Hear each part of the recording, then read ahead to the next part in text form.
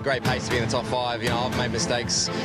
There's been certain things that haven't fallen our way strategy-wise that have made us sort of fall back a little bit, but we've always had the pace, and it was all about having the belief and the belief in the guys. We've got a great group here on the car 3. It's we're all mates. We're just having fun. We go racing and have fun.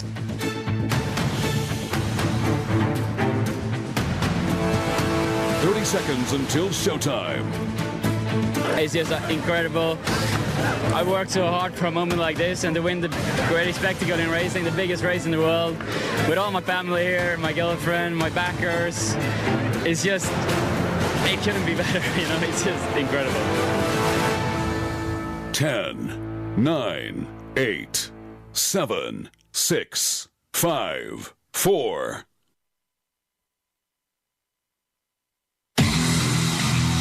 Live from Portland International Raceway, this is the NTT IndyCar Series. With complete coverage of today's practice, this is the IndyCar Radio Network. A storied venue with a new title sponsor. It's the BitDial.com Grand Prix of Portland. Winners over the years, a who's who of motorsports, especially open-wheel racing. Al Unser Jr., Mario Andretti, Danny Sullivan, Bobby Rahal, Michael Andretti, Alex Zanardi, Gilles de Ferran, and more have gone to victory lane here at Portland. Most recently, Scott McLaughlin, Alex Palou, Will Power, Takuma Sato among those who have tackled this very fast, very flat racetrack. Alex Palou leads Scott Dixon by 74 points and will clinch if he leaves here leading by 54. He has a pole here and a win. He led with 2 races to go 2 years ago and won the championship. Earlier today, Ryan Marine caught up with our points leader. Alex Palou leads the IndyCar standings by 74 coming into Portland here, a track that you've had some success at in the past. Do you look back on those, that moment, that race win here, and does that give you a nice little boost coming into the weekend? Yeah, absolutely. It's been a track that I got my first IndyCar pole here, so it's a special one. We won here in 21. Last year wasn't the best and the easiest race for us, but it's a great place for us. So honestly, cannot wait to hit the track, see how the car feels, see how I feel this year, and then try and win the race and win the championship. So yeah, it's all exciting stuff. And the guy you're up against is your teammate, the man who's done it more than just about anybody in the history of this sport. How grateful are you? You've got a nice little lead knowing he's the one that's coming after you. Yeah, I'm not grateful that he's the one coming after me. But yeah, honestly, we're in a good position. We need to continue doing how we've been doing all season. It's not going to be easy against Scott, but it's not meant to be easy. So honestly, looking forward to the race. And at least we know that the championship is going to stay within the team. Either for the 9 or the 10 car. So yeah, hopefully it's going to be on our side. I know drivers usually say they just want to focus on themselves and everything else will take care of itself, but knowing it's head-to-head against Scott, are you guys paying close attention to what he's doing, the strategy that he employs, and keeping that in mind trying to go for this title? Not really. It's not the target or the mindset at the moment. Might change on Sunday, who knows. But yeah, the mindset at the moment is to do what we've been doing all year, which is try and get the maximum. We've been having some good performances, so we'll keep doing as we've been doing all year. And finally, I understand slightly different tires here this weekend. How much of an unknown is that, or do you have some sense of what to expect? Not really. I mean, we know some numbers, but you never know if the number it's going to be the same as what you feel on track. So I think it's a good unknown. Honestly, Firestone, they do a good job on bringing good tires normally. Even if they are bad in terms of grip or degradation, makes it for an interesting race. So whatever we get, it's going to be fine. Thank you so much. Thank you. That's your championship points leader, Alex Palou. Our driver analyst, Davey Hamilton, joins us now. And Davey, you've been in championship chases in your career many, many times. And quite frankly, when you've reached this stage of the season, it's much better to be the hunted in Alex Palou than the hunter Scott Dixon.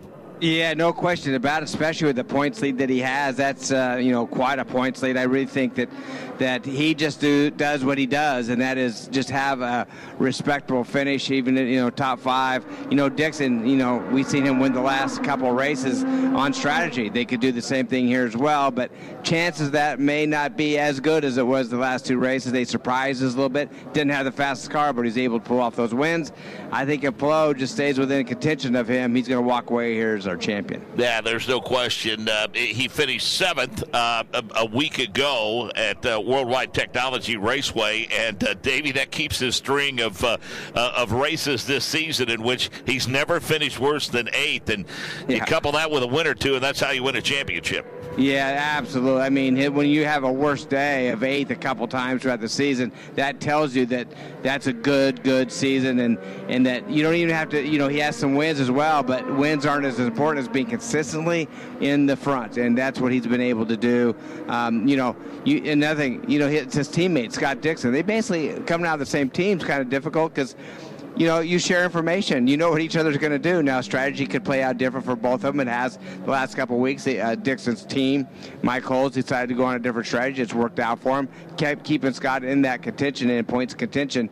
But I'll tell you, coming out of that same team, knowing both cars are good, I just have a hard time believing that Scott can make up that many points in 2 races. What a difference a year makes, Davey. Earlier this week, I was kind of catching up with last year's race here at Portland, and it seemed like we had like 19 or 20 drivers that were still mathematically eligible for the championship. I mean, Will Power had a scant lead of less than 10 points over a couple of drivers, and boy, I'll tell you, this one has kind of settled out between 2 or 3 guys once we reach the 75% mark of the season. Yeah, well, you look at third back, it's still going to be pretty exciting. I know that we always talk about the champion, but, when you're in the top 10 in points, it's pretty much an honor just to be there. I mean, it's not that easy to do. But so from really third back, watch out. I mean, there's a lot of points to be made. There's that part of the championship is going to be moved all over. We'll keep an eye on that. We'll make sure that we relay to all of the fans listening to us as well, Mark, that, who else is, getting in the top 5s are a huge deal, but getting in the top 10s is also very big. So we'll keep an eye on that for everybody. But right now, we do want to talk about the championship, but it may end after this weekend. The obligatory install laps have been completed, and those with the benefit of an extra set of tires, including rookies, of course, making their way out onto the course. A beautiful day in Portland. Let's get the specifics by welcoming back in Ryan Marine. Yeah, Mark, it is a beautiful day, that's for sure. Right now, 77 degrees ambient, track temperatures at 105. That's basically identical to what we saw in Indy Next by Firestone just a few moments ago. That session just wrapped up. So a perfect day to go out and log some laps, especially for those rookies. And one rookie in particular, we'll have a lot of focus on him here this weekend, and that is Estonia's Yuri Vips, who is filling in for Rahal Letterman Lanigan the final 2 rounds of the season, slotting into the number 30 car that had been driven by Jack Harvey. Connor Daly drove that car out at Worldwide Technology Raceway last week and did a pretty good job. But for Yuri Vips, this is a big deal to get this chance to jump out into this race car, make his NTT IndyCar Series debut for this Rahal team. And I think a lot of folks are curious to see what he can do. And a little bit of trivia on Yuri Vips. He becomes the 2nd ever Estonian-born IndyCar driver.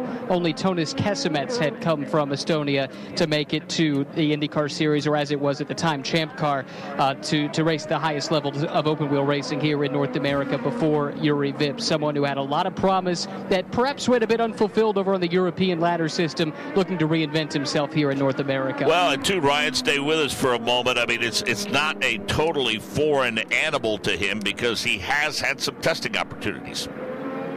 And that's right. He's done a couple of tests for the Rahal team, does know what to expect about the race car at least. But let's go back to when Linus Lundqvist made his debut in Nashville. He had done some tests also, but he said, look, we can test all we like. Race conditions are something that's a little bit different. And certainly things like pit stops. That's going to be pretty new, at least pit stops in an Indy car. Yuri's coming from the European open-wheel ladder system. He'll have done pit stops in F3 and in F2, so he does have some experience with that kind of thing.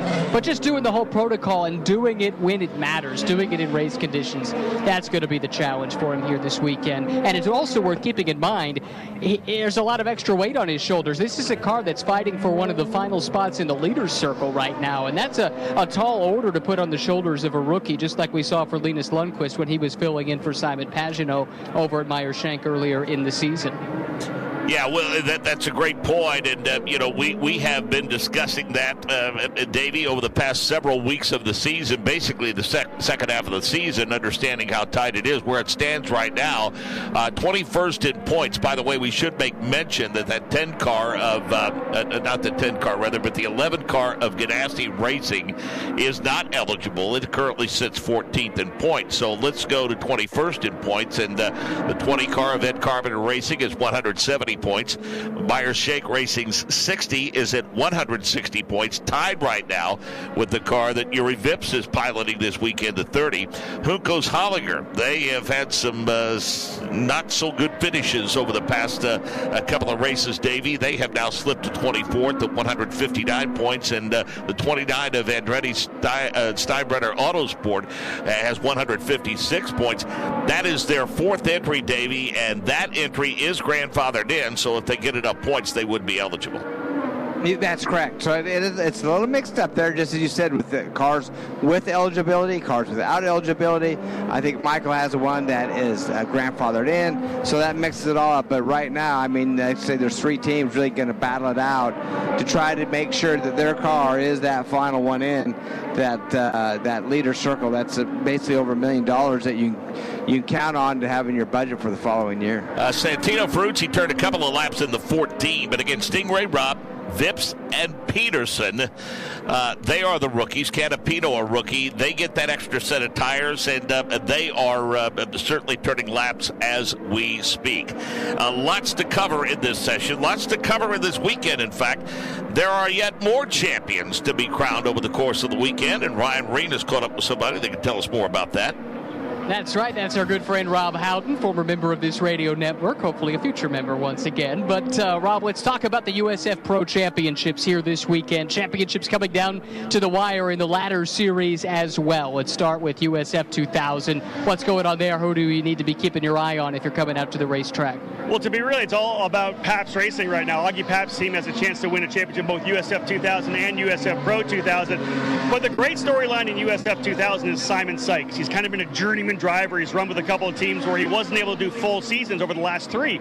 He's a Team USA member, multi-time SCCA runoffs champion, but he's with Pabst Racing this year, and he's put together a body of work that could allow him to clinch today, but he will very likely win this championship. And the kid out of Georgia with an opportunity to move up to USF Pro, it's such a great storyline for a guy that's just been digging to try to get the opportunity. That's what it's all about, right? These guys trying to make a name for themselves, get the eye of team owners, and perhaps win that scholarship that's all important in making the move up the ladder. Yeah, that's what it is, right? Especially for a guy like Simon Sykes. We did an interview in our documentary, The Climb, and he said straight up, if he doesn't win the championship, he's looking for another career. So for so many drivers, like a Spencer Piggott, like a Kyle Kirkwood, who won championships all the way to get to IndyCar, without the scholarships that they're winning here, they're not going to make it, right? They don't have the family money. So for Simon Sykes, it's another chance to push the sun back up in the sky and maybe get one more year. The next step up the ladder is USF Pro 2000. Let's highlight the championship battle there. It's a little bit more up in the air. Well, the interesting thing is Pabst Racing's been so good with a couple of great drivers. When we were here last year at Portland, Miles Rowe, as we know, was in a championship battle with Jace Denmark and Michael D'Orlando. Denmark and Rowe got together, the Pabst cars collecting each other, and D'Orlando came out of nowhere to win this championship.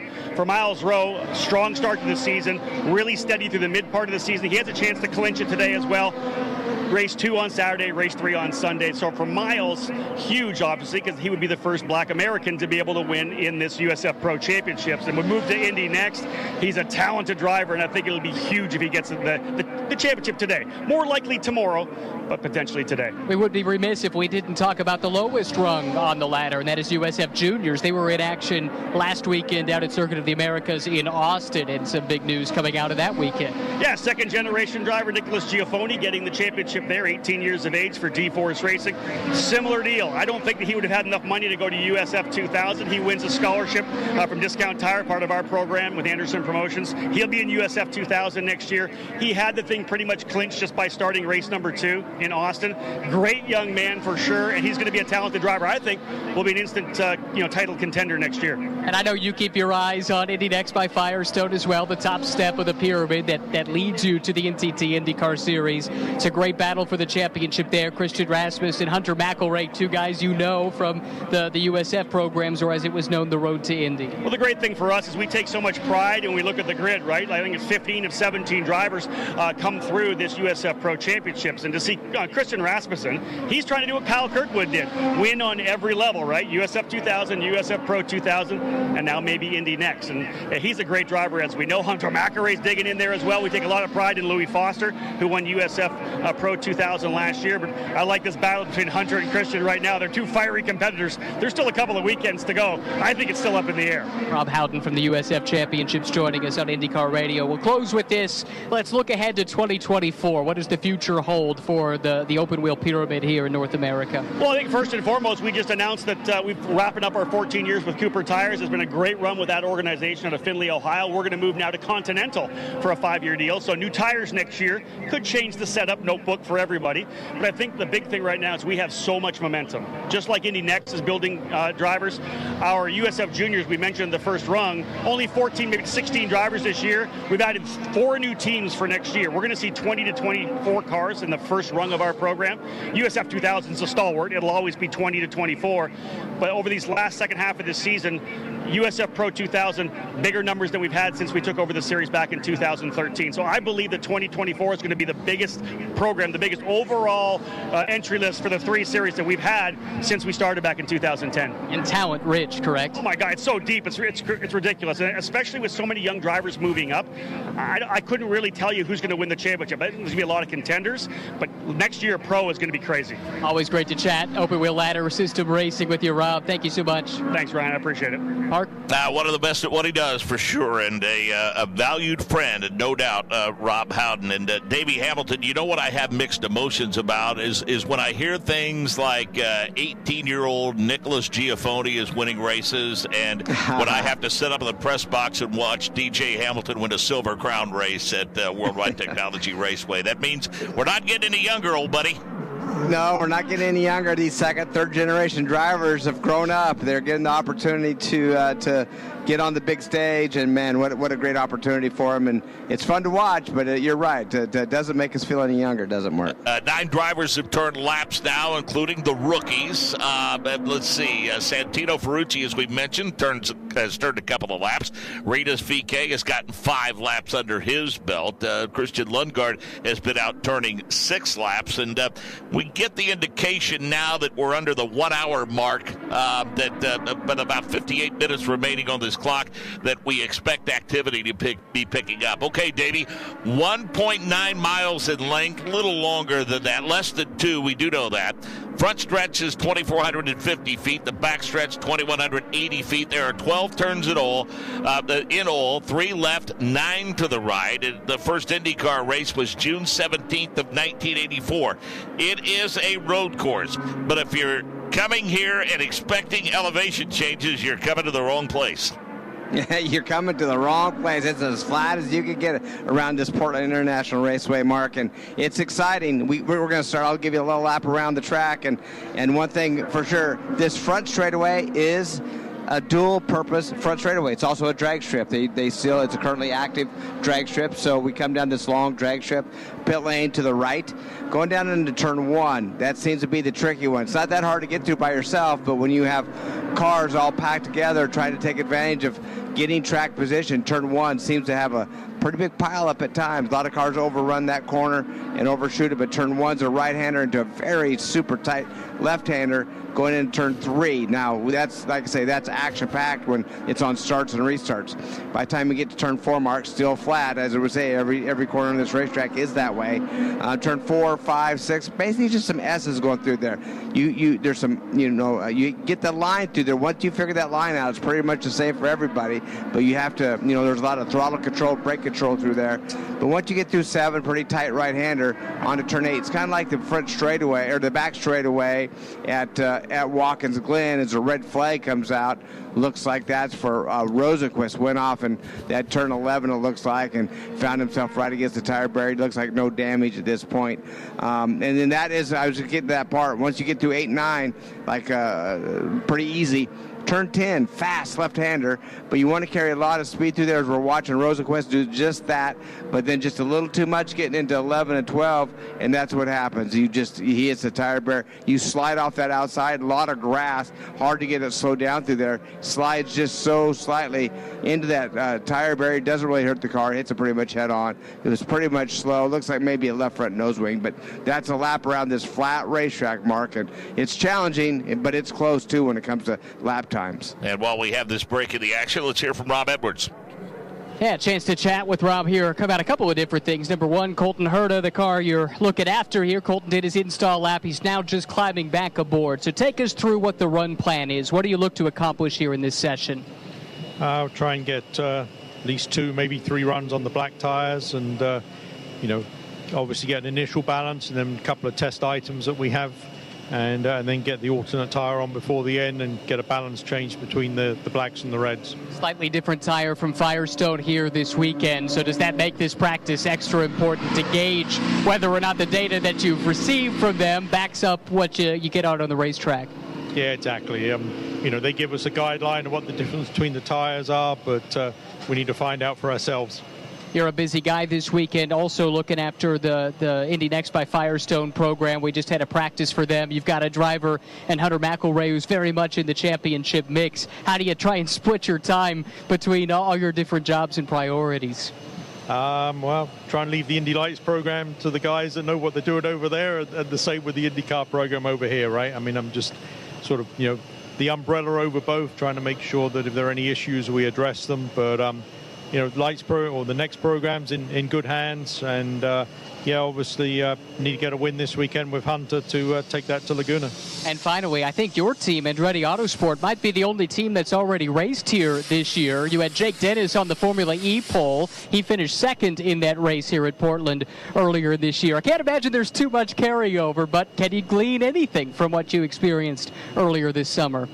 I mean, it's an interesting opportunity, if nothing else, to get both teams involved in what's going on, and whether there's any technical data just from a team building point of view. There's certainly been some shared information back and forth, but it was a great race for Jake on the way to the championship, and I guess we got to go one better this weekend. That's the plan. We wish you the best of luck. Thank you. Good stuff from Rob Edwards and Davey Hamilton. More about this racetrack. We know how troublesome that Turn 1 has been over the years, and some adjustments were made to the start and restart portion of the track, giving them an opportunity to climb on it just a little bit quicker. And I think doing so resulted in certainly a very clean start and very clean restarts. Yeah. And that's something you need to look at, Mark, because of, it just wasn't working as easy as you think it would be. I'm, right at the start-finish line. It's not that much distance between start-finish and that corner, but it's not about the speed. It's about all of them being jammed in there at one time and everybody trying to take advantage of every bit of lap position they can. So backing it up farther, coming off of that final turn 12, letting them get spread out down this front straightaway. It was pretty key last year. Worked out well.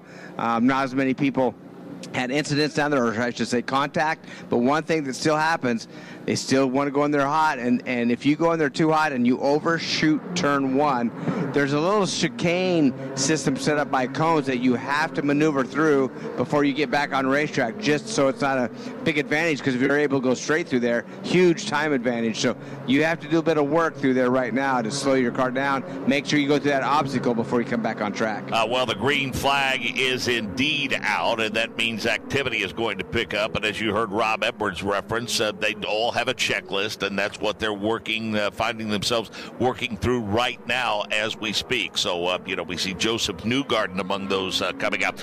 A tough weekend at St. Louis last week for Joseph Newgarden, Davey Hamilton. I mean, with that incident, about 211 laps into the show, that basically caused his championship hopes to evaporate. Yeah, we didn't see Joseph, and we don't see Joseph make very many mistakes. But I'll tell you, St. Louis is one of those tracks where it's very difficult to pass there. Marbles really accumulate on the high side of that racetrack, and any driver that gets into them really completely loses control. We've seen Sato do it 3 or 4 times before he finally made contact with the wall. This time it's Joseph Newgarden. that made that slight mistake, got just a little bit high, got in those marbles, and just didn't work out for him, made slight contact with the wall. He was able to recover from, not even a yellow flag came out.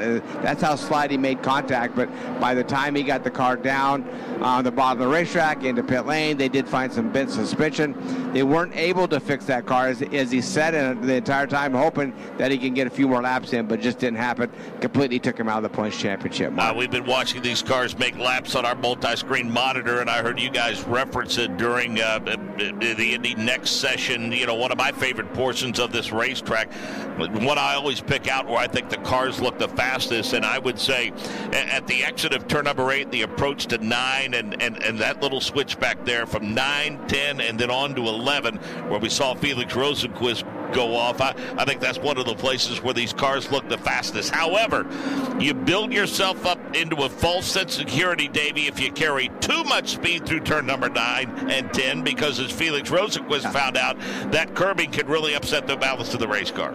Man, when you're on track, Mark, you go through the first time and you slow down quite a bit. You're going, oh, wow, I can go a lot faster through here. And then you just continue to go through there, and it's like, man, maybe I can get through there flat out. I think maybe I get through it. But the problem is that's a left-hander, and you can potentially almost get through there flat out and drive it in super deep. Problem is there's a right-hander that you can't. You have to slow down so much more for, because you're not going to make it without sliding off that side of the track. You go to get on your braking, and your car is what we call in yaw. That means you're in turning motion. It's not a lateral braking motion like straight forward. And as soon as you get on the brakes, you just can't slow the car down. It locks one of the tires up, slides off. We've seen it happen time and time again. It feels good. You really want to overdrive that corner, but when you do, sometimes it costs you.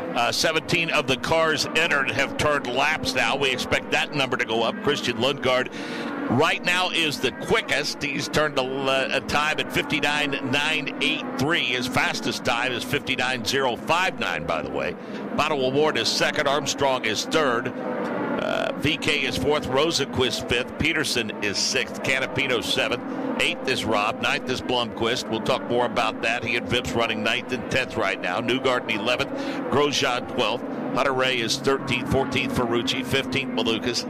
16th Castroneves, 17th DeFrancesco, and 18th Kirkwood. So if you're in a situation, Davey, where you have Blomqvist, Vips, they're here this weekend, you've been in this situation before as a co-owner or a team owner, what's the expectation level like when you bring someone to a place like this who doesn't have a lot of experience in these cars? What are you hoping to glean over the course of the weekend from that driver? Well, I think it's just feedback, just to see what his feedback is, see what his performance level is, see what kind of speed that he does get out of the car. You're not expecting him to win by any stretch, but you're expecting, okay, let's work with these guys. Let's just see how quick they adapt to this IndyCar, how quick they adapt to a racetrack they haven't been on before, and just see if there's any promise there, see if there's anything that you feel like that, okay, this driver, he's got it, he's got what it takes. Let's maybe, because we know that there's some seats available, and there's some of these teams looking for somebody to fill them. So, you know, it's a good time with 2 races left of the season to give these guys a little this is kind of like your application. You're applying for a job right now, but you have to show how good you are and what you're worth. So a lot of pressure on these drivers, but right now, as a team, it's like, hey, they're going to fit in with our program, and do we feel like they have what it takes to be an IndyCar winner? I know that you might be able to do this in the 2-seater. I bet the drivers can't, but it's almost unfortunate. You know, again, our review right over the top of the driver's head right now as we look down that backstretch, setting up for, that area through 9 and 10. I will say this. You're not on that backstretch very long. It's, as we mentioned, 2,180 feet. But, you know, it's always rather shady. It's tree-lined, and it's pretty picturesque. Unfortunately, the driver's a little busy in the cockpit and can't really enjoy the scenery.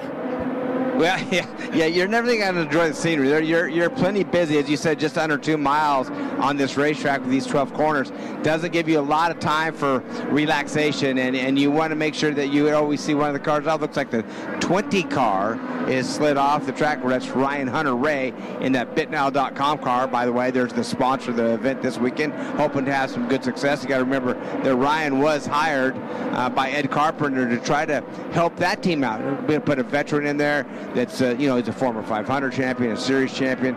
He knows what these teams need. Don't expect to see him in that seat next year. And real honestly, I think they're just put him in to see, how much he could help the team as he gets a little sideways, who turns in. He doesn't hit anything, gets it spun around, and is able to continue on. Gets away from you in a hurry, that's for sure. We do have to go back and spend some time, Davey, on the masterful job that Scott Dixon and his team did, saving fuel and navigating traffic to win that Bommarito Automotive Group 500. Davey, they made one fewer stop than the rest of the field, and that's an incredible feat.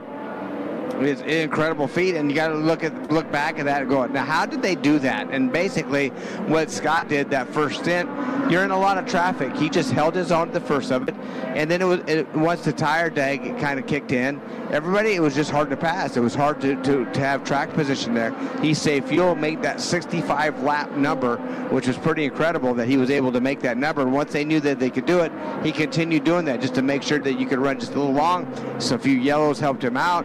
And then he did what Scott Dixon does, and that is just be as fast as you can on fuel save mode. As we see another car, Ferrucci, looks like he spun, and that car's going to come to a stop. It looks like down there off of turn 6. The yellow's going to come out momentarily for Ferrucci to get refired and going again. Anybody other than Scott Dixon have to suffer a 9 as a red flag comes out for Ferrucci. Davey, who else but Scott Dixon would incur a 9-position grid penalty, start 16th, be able to do it on one less stop and win a race? Nobody other than Scott Dixon can do that, I don't think. Yeah, no, and let me tell you something. So Romain Grosjean, he actually did the same strategy that Dixon did and that Ganassi team.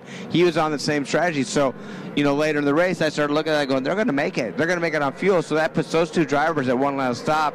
They're going to make massive ground up. But you look at Grosjean, I think he ran 7th, a great run, 7th or 8th. He ran really good, but he didn't win. He didn't get 2nd. He didn't get 3rd. So, that's back to, okay, the Ganassi team gave Dixon that strategy to go by, but then Scott Dixon does what he does the best and takes full advantage of that strategy and knows when to be fast and when not to, and did save the fuel that he needed to be win his 2nd race of this season. So as far as Scott Dixon, what's his mindset as he finds himself in a familiar position in a title chase this late in the season? Ryan Marine caught up with him earlier today.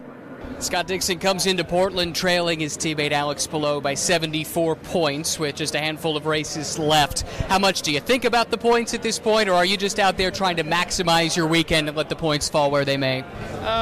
You're always looking at the points. I think, it's one of those things. I think we're kind of in that no man's land, sitting kind of alone in second place.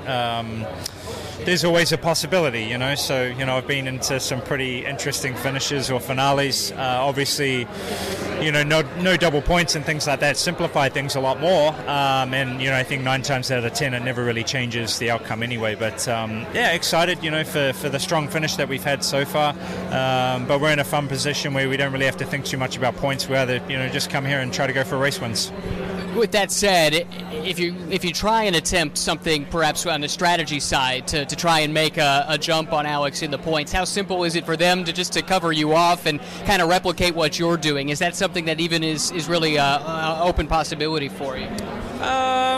It depends. I think the last 2 races, the whole field's had the opportunity to do what we've done as well. And for us it was kind of a simple way to approach the race. Obviously trying to get the mileage and the speed is always difficult, but we'll see where we qualify, what options we have, and then this year the tyres are a little bit different too, so that will play into it. But strategy's always fun.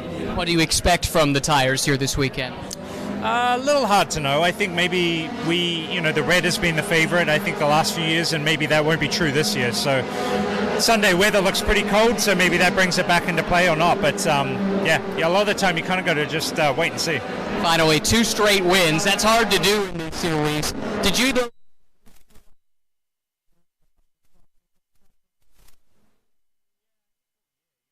Frustrating, I think, some of the races where, the field kind of flipped or whatever, and we didn't have that opportunity. So I think the speed has been great all year. We've been a little bit compromised in some scenarios, but to have it play out simple, it's been pretty good, man. Good luck this weekend. Thanks, man. Cheers. Pato O'Ward finished second for Arrow McLaren. David Malukas placed third. Davey, second solid finish in a row for David Malukas at Worldwide Technology Raceway. Alexander Rossi had a good weekend as well, as did several other drivers finishing in the top 10.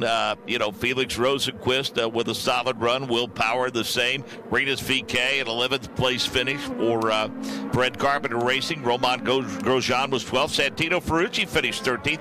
Ryan Hunter Ray 14th. So while Dixon stole the spotlight, stole the headlines, there were still some good stories that came out of that race. Yeah, and we'll go back to Dixon. To Malukas. He showed us last year how good he was at that racetrack. He really loves that racetrack. Had a great result. Thought he had an opportunity to win the race last year. Finds himself on the podium again this year. Really solid. A lot of confidence going into that race for him, knowing that he's going to not be with that team again, but it had a good result there as well. Always know that anytime you have some good results, you're going to try to bring him to finish the season out, and we'll see how Malukas does with that. But that was obviously a very exciting run for him. And then, as you said, Rossi, he should like to have a win this year. He's been close, just hasn't been able to pull it off, but that was a solid finish for him. Just kind of minded his own business. We didn't talk about him a lot, to be honest with you there, but he when the checker flag came out, he was in a good spot. We just watched him actually come through turn one, cuts underneath the curve, gets all four wheels off that Arrow McLaren car up in the air sideways. He goes into turn two, but that's probably when your tires are in the air, that means they're not gripping, so it's probably not the best way around there. Well, when you talk about throwing it around a racetrack, this is one of those places where they really throw it around the racetrack. Yeah, absolutely. I mean, you get down those S's, and it looks pretty basic getting down there as far as the line. But the one great thing I love about this racetrack, it's about, you're dancing down there with your race car. It's brakes and throttle and working them together and trying to get through those corners as fast as you can. It's not just a hold it down, not just a basic corner. It takes a lot of like hand-eye foot combination or coordination of going through those corners, and it makes it a lot of fun. And that's where a lot of time is made up on this racetrack, is down in the non-passing zones, down in turns 4, 5, 6, 7.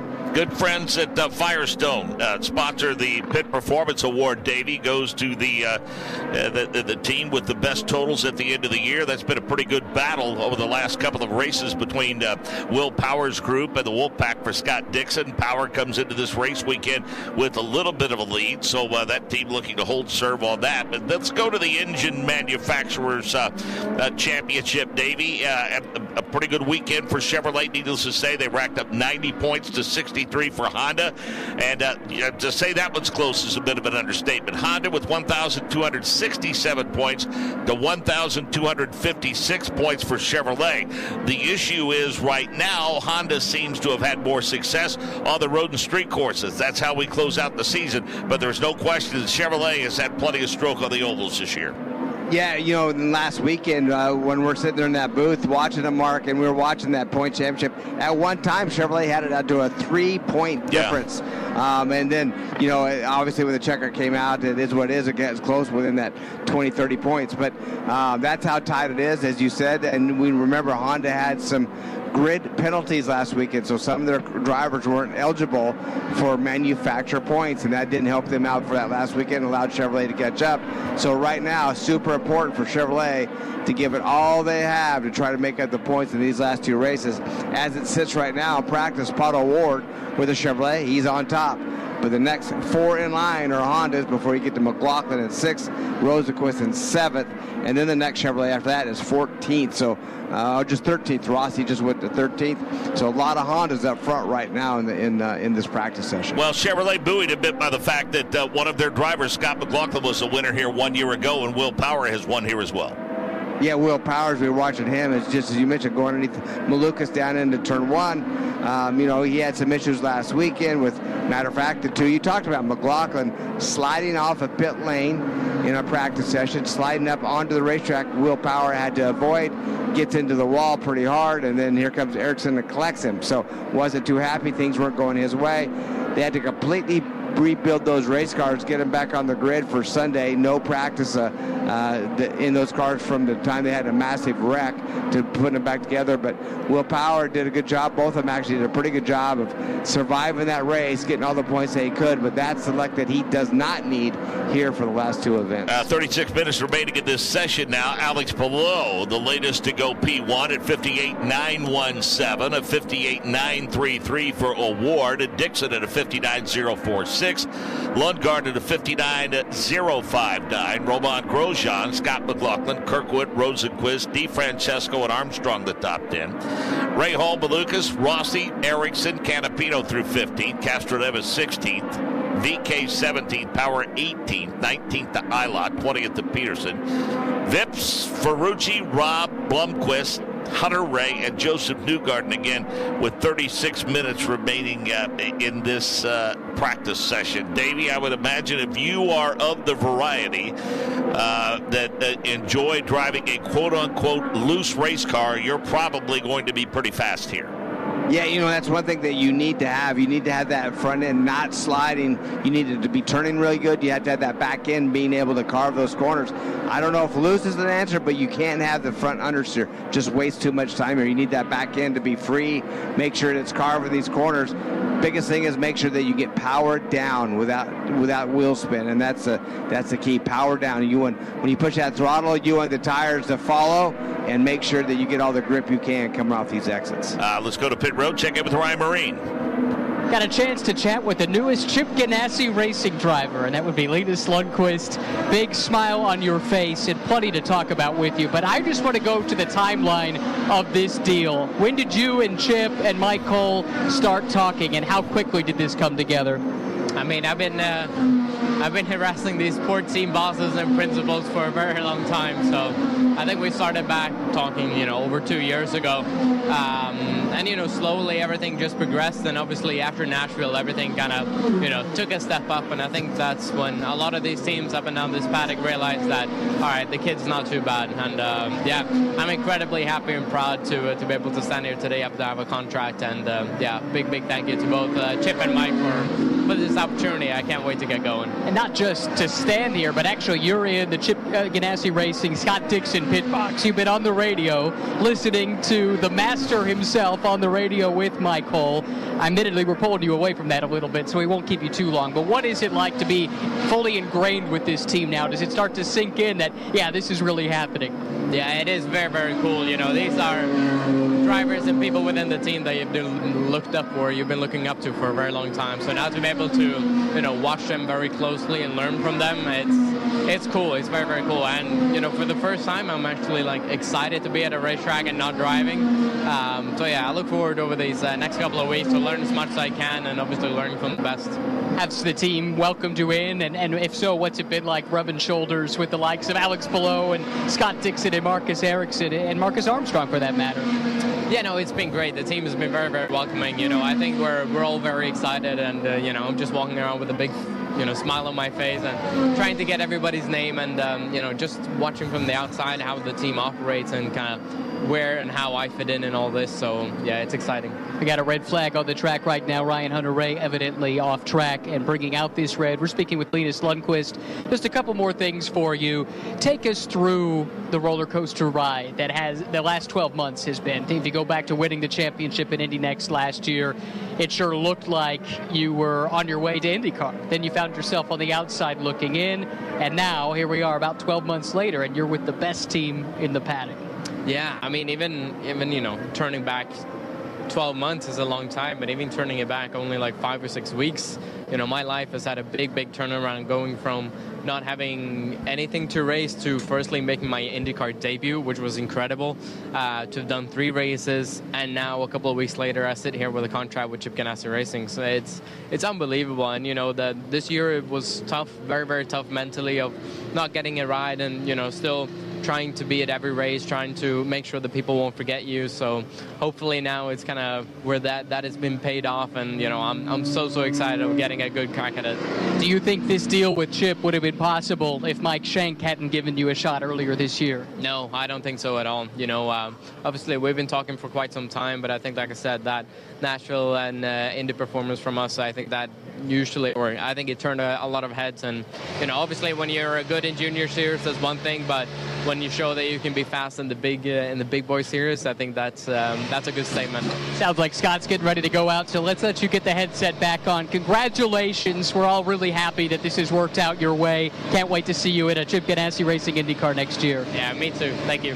That's Linus Lundqvist. Yeah, pretty good stuff for sure. Very happy for Linus Lundqvist, and that's as he said it. I mean, it wasn't that long ago that he was all but a forgotten man, and now look at where he's landed. Dave, you've had a chance to look at a couple of replays. We talked about some guys wanting to be able to drive a loose race car. That one got a little too loose for Ryan Hunter-Reay going into turn 11. Yeah, it sure did. I mean, he kind of got lucky there. The back of that car, it stepped out. He was able to gather it up, and then it turned. When he did that, this back end sliding, it turned to the left, and it stopped there, and he got on the brakes, almost hit that front end of that outside wall. So, they're going fast right there. It was amazing how fast that car was able to slow down for Ryan Hunter-Reay and keep out of that hard wall. But he didn't hit anything. Good news, that's the second time off track that he's been, so they need to figure that out. Just live it once in turn 11, now in turn 12.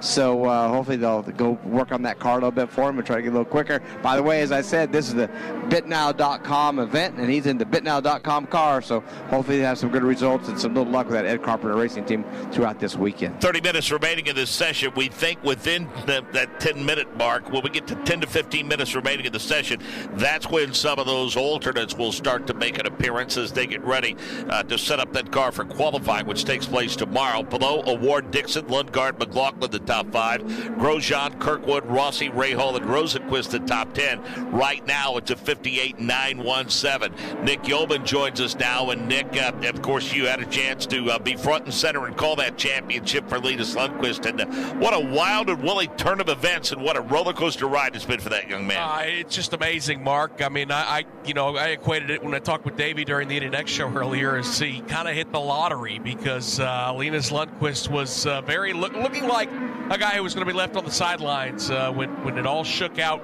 heading into this season with him not in a car. And it didn't sit right with a lot of folks, but he was patient, as he touched on in that interview with Ryan, made sure that he was still visible in the IndyCar paddock, and then obviously the opportunity to drive for Michael Shank for 3 races, and amazed everybody. I mean, he goes to Nashville in his first race, and he qualifies, and he gets out of round number 1, and then he finishes 12th at the Indianapolis Motor Speedway. So there is a lot of talent in that young man, and clearly Chip Ganassi and Mike Hull see it.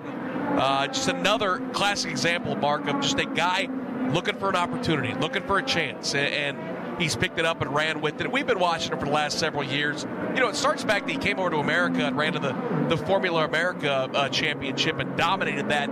David Malukas competed against him, and Linus won like 15 of 17 races. Then he moves over to Indy Next and starts his way on the American ladder system. And in the season that was dominated by Kyle Kirkwood and David Malukas, the only other guy to win a race that season was Linus Lundqvist. And that's 2 guys that made their way to IndyCar. And then again, last year, so dominant in that championship, really was untouched, dominating the first half. So a guy that just needed an opportunity. I'm not sure any of us could have predicted, Mark, that it was going to end up with Chip Ganassi, the championship-winning organization. But holy smokes, what an opportunity for this young man. Great question by Ryan Marine to ask him where Myers-Shank fit into all of this, and the opportunities that they gave him that made him, make Ganassi sit up and take notice. And you go even further back, and I think that more of this story will be told, especially if you see him have success, which we expect that he will, as Will Power has spun on course. He's still underway. Looks like he's going to spin it around and get it back underway just off of turn number 1. But stop and think about the fact that Stingray Robb just assumed that Linus Lundqvist was a lock going into this season at Dale Coyne Racing. And Nick, they met at Pitfit, I believe it was, and we're working out, and Stingray Robb asked him, and Linus like, yeah, no, I'm not close on anything.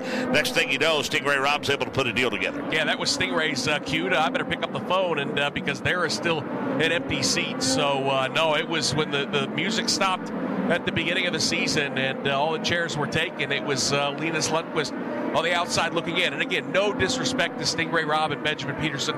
They've had rough rookie seasons for sure, but Linus deserves to be in a car But it's just amazing, Mark, that he's getting the opportunity. But, it kind of reminds me, a couple years ago, a guy got an opportunity to drive for Chip Ganassi that we weren't quite sure if he was ready for it. His name was Alex Palou. Yeah. And the next thing we know, all he did is go out and win a championship in his first year for that car. I'm not expecting that from Linus Lundqvist. Certainly he's going to have a full season to have to learn this race car. Alex Palou had that advantage driving for Dale Coyne Racing. But, boy, when Chip Ganassi and Mike Hull make a move, Mark, I think we all kind of stand up in our seats and take notice. So they clearly see the talent. We've seen it on the racetrack. And, again, it speaks volumes to the patience, the talent, and the promise of Linus Lundqvist to get this opportunity. And I can't wait to see what he does with it. Well, in terms of their selection of drivers over the years, I don't think anybody bats 1,000, but they sure haven't swung and missed very often. That is for darn sure. And Davey Hamilton, there is little to no doubt in my mind that the only thing holding you back from writing a best-selling book on the business side of motorsports is the fact that you couldn't use names. Yeah, that's right. You're not going to use names, no question about that. May want to wait till I'm completely retired out of motorsports completely before I write that book. But you're right. There's so many behind-the-scenes things that happens. I'm sure that's in any industry or any business. But it's a lot of fun. It's a lot of fun to keep track of. And, the deals that were made that didn't happen, the drivers that had deals that didn't happen, and all the way down to, the strategies of these teams that changed throughout. So it's a book that definitely could be written. Again, all 27 cars are turning laps now. Ryan Hunter-Reay, as we mentioned, he's had a couple of offs. He currently finds himself in the 27th position. We'll go back up to the top of the timing and scoring pylon, and we see it. Alex Palou continues at a 58.917. Alex Palou, Pato Award, Scott Dixon, Christian Lundgaard, and Scott McLaughlin, the top 5. Graham Rahal has worked his way up to 6. Davey, we mentioned the top 11 finish for Rinus VeeKay, and I would imagine he had to leave Worldwide Technology Raceway with a little spring in his step. Yeah, top 11 for that Ed Carpenter team and Rinus VeeKay. We know the talent that he has. He's been in victory lane before along with that team, knows how to get the job done. And, they have some work to do. They definitely have some work to do. Ed Carpenter wants to get in victory lane. He wants to get that team back where it once was, and they're working very hard to do that. I think VeeKay back in that seat would be very key. I think he's, obviously he has loads of talent and a lot of dedication to Ed. Ed's a team owner that gave him an opportunity that he had no other one as well. So there's some loyalty there, sure. And then also another top 15 run, or a good top 15 run for Ferrucci. He hasn't been in that top 15 since that third place run at the Indianapolis Motor Speedway. So we've seen a little bit of action out of that Foyt camp with Ferrucci as well.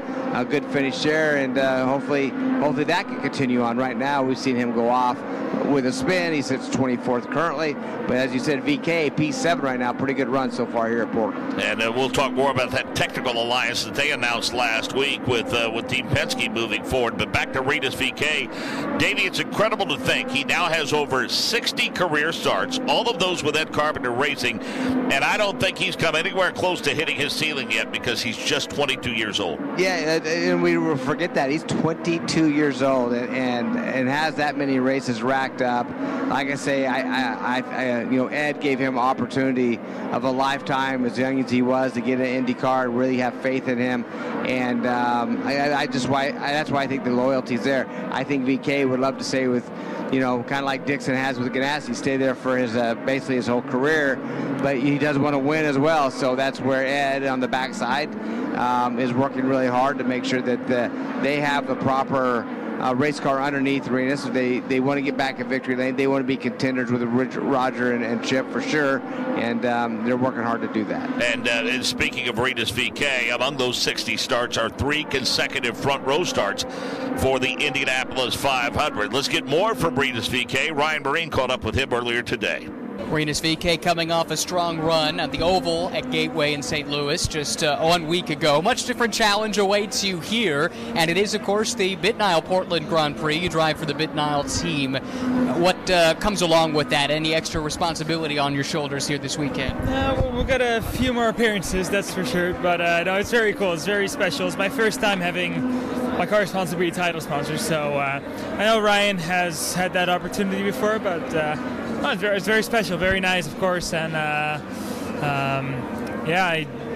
I always know Bitnell makes it a big party whenever they show up to the track. So this one will be even more of a party. So I'm very excited. Yeah, they have that reputation, and it's well earned, that's for sure. You mentioned Ryan, and Ryan Hunter-Reay joined the team mid-season. What has he brought? It's really the first time in your career that you've had a full season teammate with that level of experience to draw from. How helpful has his presence been for you? It's been very helpful. We really drive the same way, so the feedback we give is very identical. So I mean that really speeds up the process of making the car better during a race weekend, and also his experience is just incredible. I was 2 years old when he got into IndyCar, so I mean he has a lot of experience, so that helps me, and I have a lot of questions for him, and he always knows how to answer those. So it's really helping me, and it's good to compare my driving to his. Coming into Portland, then, how confident are you in the package that ECR has brought here and your odds to compete for a top 10 or better? Yeah, I think we have a pretty good package. I think last year we had a pretty good car, so we were quite fast. We were, almost going to make it to the Fast Six, so in qualifying. So that's a good sign. We have speed, and it's always a fun track to race here. Finally, we are, of course, in the middle of silly season, so I did want to check with you. What is your status looking ahead to next year? Do you have a sense for where you're going to be?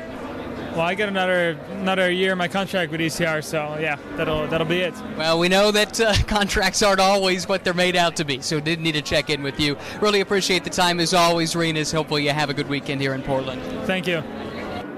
Good stuff from Rinus VeeKay, and 1 year remaining, and as Ryan so aptly put it, the contracts, I don't know, we've had a lot of discussion, Davey, about contracts over the past couple of years, for sure. Yeah. Speaking of Rinus VeeKay, he's just gone to P1, Davey, in a 58.847. Yeah, great run. Matter of fact, it was great to see that. With camera, you guys have the timing right. I mean, as Ryan did that interview, the camera was on Rinus VeeKay the entire lap, and so or a couple laps they ran, and then he puts it to P1. So I think we're good luck on the radio network to do an interview with these drivers and have them on camera at the same time. I know, Davey, we have referenced this a couple of times at places like Detroit and Nashville, but this too could be one of those places where one of the trickiest portions of this course might be under green flag conditions when cars are exiting pit road as other cars are setting up for turn one. Yeah, we just seen that actually as Ryan Hunter-Reay was coming out of the pits. Actually, it was Rinus coming out of the pits before he got on this run. It looked like Kyle Kirkwood was coming on that front straightaway. The pit merges onto the racetrack right before that tight turn one, and man, they barely. Kirkwood gave him no additional space as he was coming out of the pits, going through turn one. He cuts under those curbs, and they almost had contact there, but made it through. But when it's race conditions, they don't wait on each other like that. So it's going to be we're going to have to pay attention to pit out during the race conditions. 19 minutes remaining in this session, and Ryan Marine, we speculated that once we got 20 minutes and under, we might start seeing those red rings appear on those Firestone Firehawks. Now we're starting to. Christian Lundgaard is out on the Reds. I just saw Kyle Kirkwood's team switch over to the Reds, but it's not universal. Looking up and down the pit lane, just saw the Helio Castroneves car leave his pit stall, and he's still on a set of scuffed blacks at this point. But again, we've talked about it a few times throughout the show with a few of the different drivers about how the tires that Firestone brought, they're not the same that we saw last year. And I thought Scott Dixon made an interesting point, speaking about in the past that the red tires had been the favored tires here at Portland, but he wasn't sure that was going to be the case here this weekend. Well, this is going to be a crucial practice session for trying to gauge whether or not that's the case, with this being the one chance before qualifying to really make an effort and maybe do some longer runs on these red tires, gather that data, and from there then extrapolate and put your strategy together. So I think this is going to be an important time in this practice, not just in terms of fast lap time, but in terms of the data that's actually gathered by these teams. Joseph Newgarden with a bit of an off up through turns 3 and 4. He gathered it back in, got it back on the course, kicked up a lot of dirt and dust. Busy day tomorrow. Join us at 12 o'clock Eastern time, 9 o'clock local time, as we get ready for IndyCar practice session number 2. And then it's a second practice session for the Indy Next Series presented by Firestone. They will roll off at 2:20 Eastern, 11:20 local time, and then at 3:30 Eastern, 12:30 local time, we'll have IndyCar qualifying, knockout qualifying of the Firestone Fast 6. Then Indy Next qualifying is at 7:30 Eastern, 4:30 local time, and then we'll wrap the day up with a final warm-up session, 8:15 to 8:45 Eastern time, 5:15 to 5:45 local time. Nick Yeoman, give us a preview as where the championship chase stands for the Indy Next presented by Firestone. Mathematically, Mark, there are still 8 drivers who can win the championship. It feels like, though, that there are 4 in the race right now, really just the 2 at the top, the 4 that still have, I think, a decent chance. You've got Nolan Siegel, 80 points back. Jacob Abel's had a good season looking for career win number 1. He's 78 points back.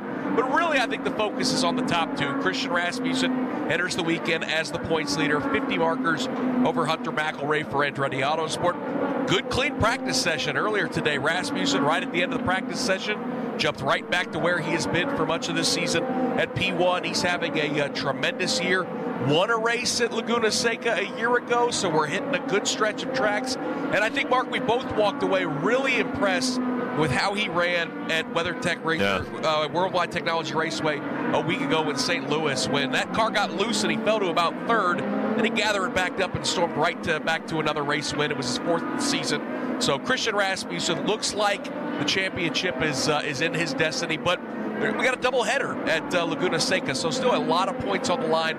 50 points is a nice cushion, not insurmountable, but Rasmussen off to a fantastic start. Hunter McElroy's racked up the top 5s this year, Nick, but has just a 1 win, and right now that's the difference between he and Rasmussen. And you could, in an interview that Ryan Bray did with him earlier today, you could tell he's frustrated. He's tired of finishing 2nd and 3rd, tired of being in the top 5, and that ultimately is when Hunter McElroy looks back on this championship.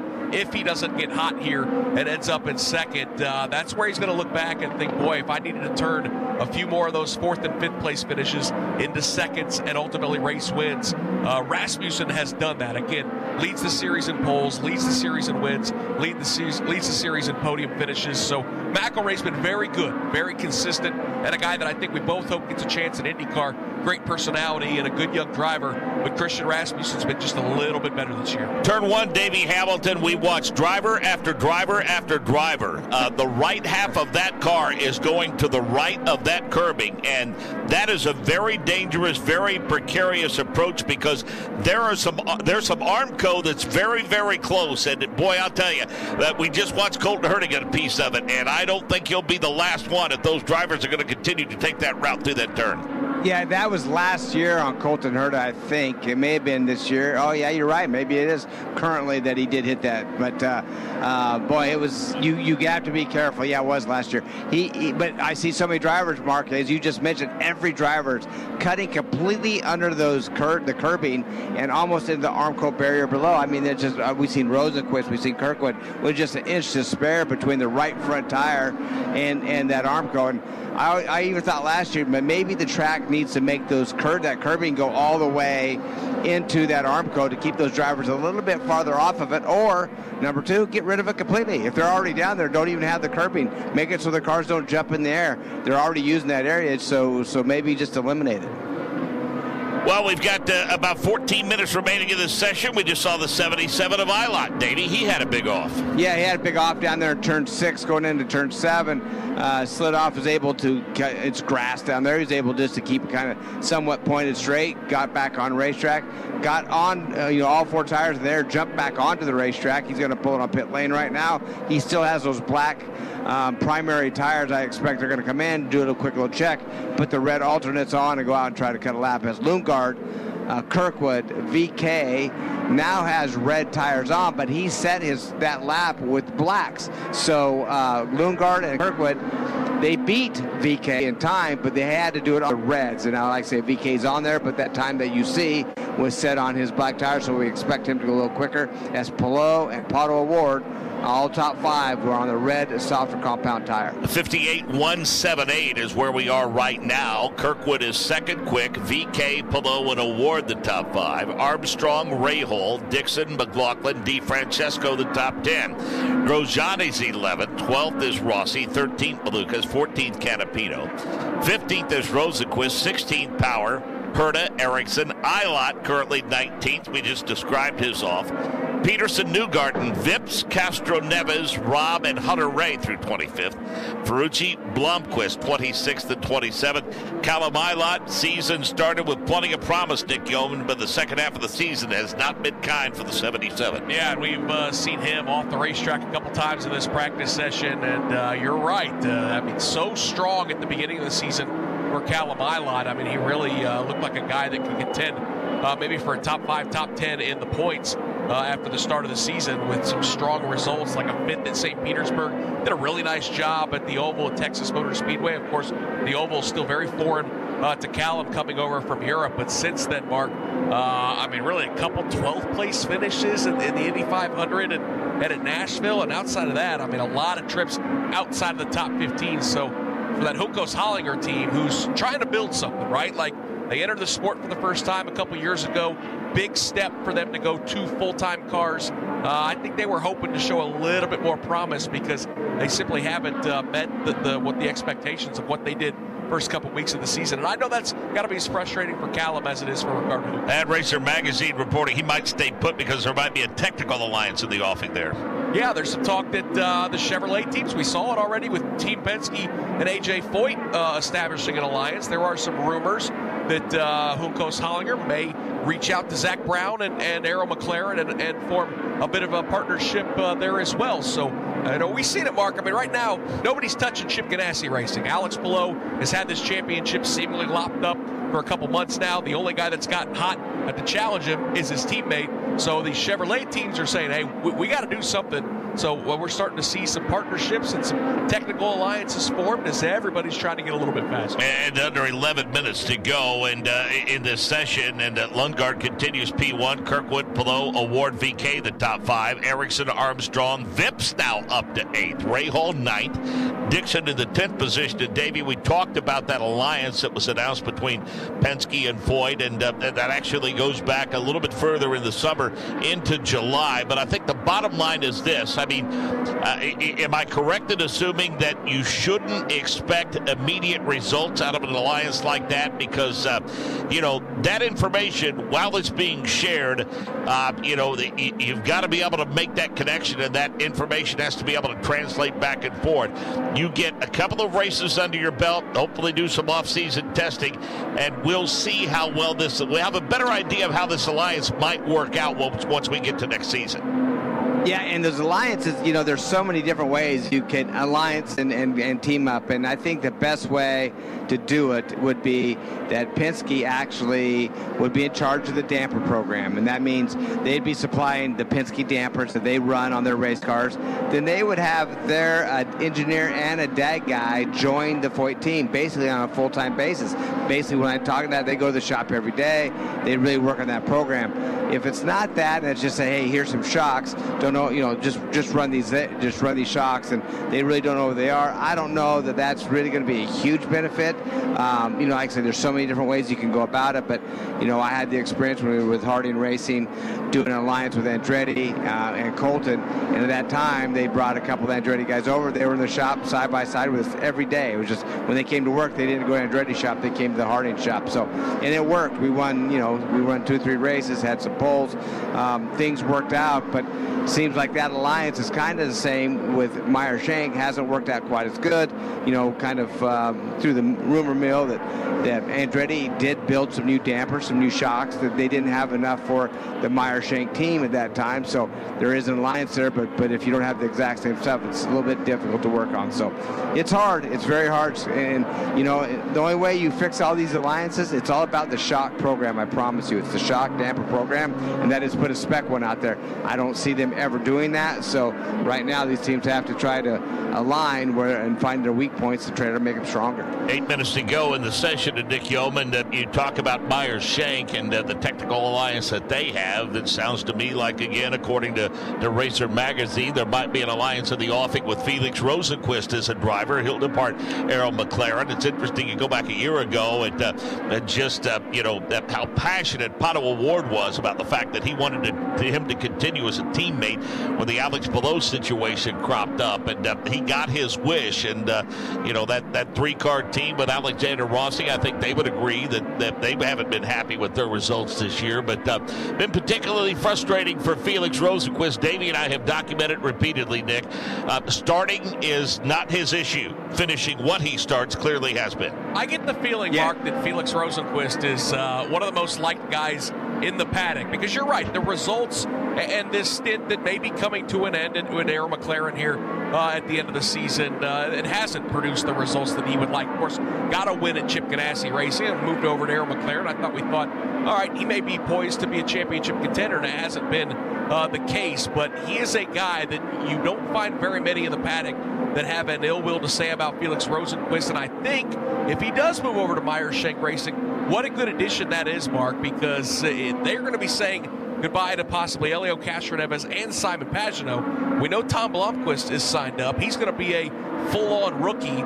They need a veteran to join him. You don't want to pair him up with another rookie driver. That's destined for failure when you do that. So bringing in a guy like Felix Rosenqvist, who now all of a sudden has become a veteran, has been around this sport for a long time, and again is a guy who clearly is not going to ruffle any feathers, very easy to get along with. The Pato Award has sung his praises for many, many years now.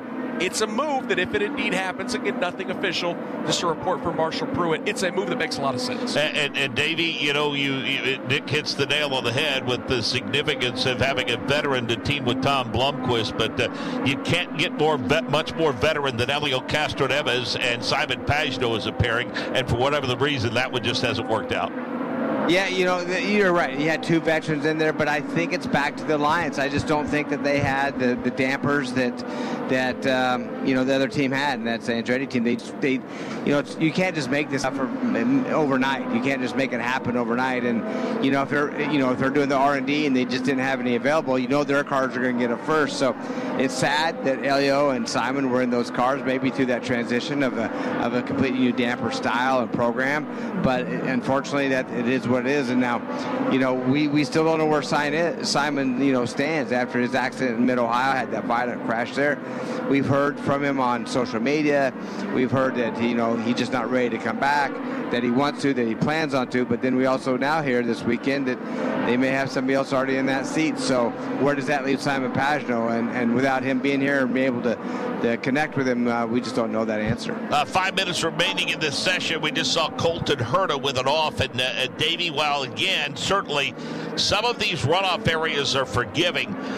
What's happening is these drivers continue to throw it around here. What these offs are doing and what they're going to do, especially throughout the course of qualifying and certainly the race, it's going to dirty up this racetrack. And this racetrack, we saw a couple of at-surface views coming into turn number 9. There's already a fair amount of marbles built up on this racetrack just outside of the racing groove. Yeah, they're no different than any track we go to. The racing marbles do occur. The small pieces of rubber come off these tires, get off groove, and if you get in those, it sticks to your tires, and it's hard to hang on to. And as we say, Colton Herta had those red, softer compound tires on. He was out there going for a lap.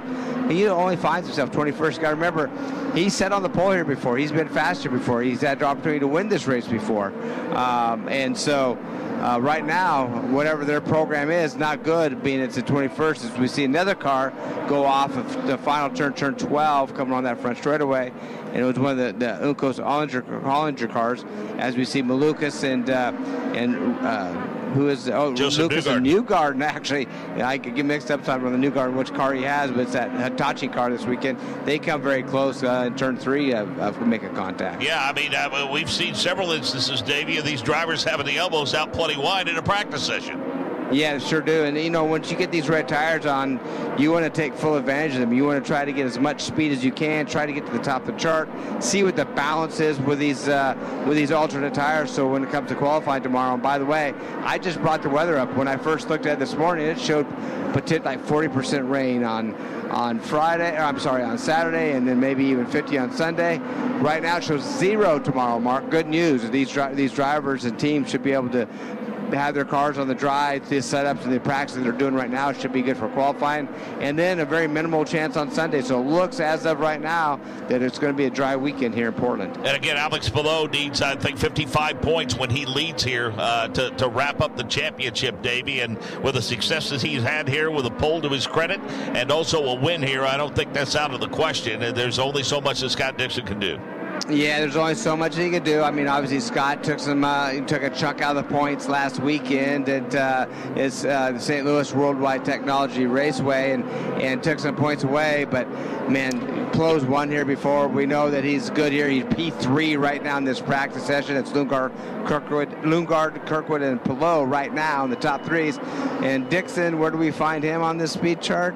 He is 18th. So right now, if he's going to continue to chip away at that championship and have an opportunity to win it, he's going to have to find a little more speed. The intention was to come into the season and get more than 2 wins, as is the case with every driver. But I think all in all, Rob Edwards, Michael Andretti have to be, I think, more than happy with the season that Kyle Kirkwood has had, with the wins that he's had, especially winning a race as iconic as the race at Long Beach. Yeah, how about that? What a great run by him, and to be able to get a win at Long Beach. You know, that's pretty historic to be able to get a win there, and getting 2 wins on the season. You know, absolutely outstanding. Which shows what a great driver he is. Finds himself P2 in this session right now. He's not done. He may get another win, maybe even 2 before the season's over. So bringing that rookie into that, not rookie, I'm sorry, he was with Foyt last year, but first year with Andretti to already have a few wins. Pretty impressive. Yeah, we should mention it one more time, Davey. I don't think you could ever put into words just how valuable that was for Kyle Kirkwood last year, and I'm sure there's a deep appreciation there that Michael Andretti has for A.J. Foyt Racing and being able to farm that kid out and give him a full years of experience before he landed back at Andretti. Yeah, and you know, good on AJ for doing that. I mean, obviously, AJ was looking for a driver anyways, knows the talent that Kirkwood has, and Andretti, you know, and them talking, and there's like back to writing a book. There's a lot of behind-the-scenes things go on between these owners, drivers, and everybody involved, including sponsors moving around, and that was one of them where Michael goes to AJ and says, "Hey, I got a driver for you for the year. You want to do it?" It was good on both parts. Kind of gave the Foyt team a little bit of an idea where they stood technically, and then it gave Kirkwood that experience at every one of these racetracks before he joined up with the full-time team of Andretti. About 33 seconds remaining in this session, and Lundgaard is currently setting the fast lap at 58.178. And over the last 15 minutes, Davey, as we expected, they all have been on the alternates, and the reason that's so significant is they won't have them at their disposal for their final practice session tomorrow before they go qualify. Yeah, that's right. They use them the day before, which I never figured that out, to be honest with you. I thought they'd do them right before qualifying, but it is what it is. Get those out of the way. It probably has to do with just some logistics on Firestone's side, but it's good to at least have that opportunity to do it. So it's Lundgaard, Kirkwood with the checker flag flies right now. Palou, Award, Rosenquist in that top 5. How about the McLaren cars? And that's Chevrolet's hoping that they have an opportunity. The manufacturer championship, it right now is 4th and 5th with Rosenquist leading the Chevrolets off. But Malukas, let's little shout to him. We talked about him. P6 right now. That put him in the Firestone Fast 6 for qualifying tomorrow. And Grosjean, another driver that we don't know where he's going to end up next year. Would love to have a win. Needs to really have a win. We do know where he's not going to be next year, and that's at Andretti Autosport team. 9 o'clock as local time, 12 o'clock Eastern tomorrow for our second practice session. Then we'll go qualifying at 12:30 local and 3:30 Eastern. And then we'll have the final warm-up session at 5:15 local time, 8:15 Eastern. One more time, Nick Yeoman, give us the schedule tomorrow for Indy Next, presented by Firestone. Yeah, they'll be on the racetrack for their second practice session tomorrow, Mark, after that IndyCar practice, and then they'll wrap up the day with qualifying. They will go racing on Sunday before the IndyCar race. Ryan Marine.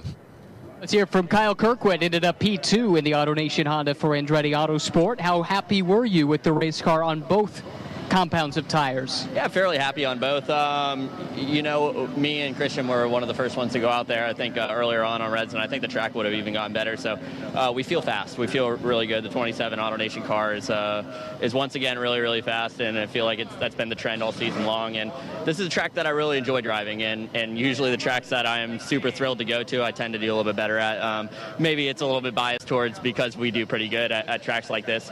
But, you know, I'm excited after that first practice. Is there something about the track in particular that you enjoy, a certain section maybe? Yeah, just like the high-speed flowy sections, like here, Laguna, Mid-Ohio, these are places that you have a lot of high-speed, kind of flowy section, a lot of lateral grip that you're trying to search for. And those tend to suit me a little bit, so it's enjoyable. Looks good here so far.